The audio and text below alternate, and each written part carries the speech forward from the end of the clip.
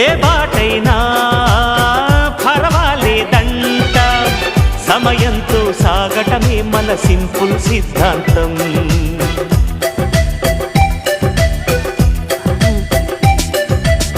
చిరుగాలికి పరిమళమిచ్చే సిరిమల్లెల వనమై ఉందా, గగనాన్ని నేలను కలిపే హరివిల్లుల బంతెన అవుదా.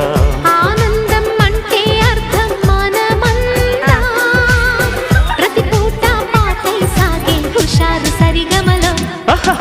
ఎన్నో ఎన్నో రాగాలుండే సంగీతం కాదా, చల్లకి నవ్వు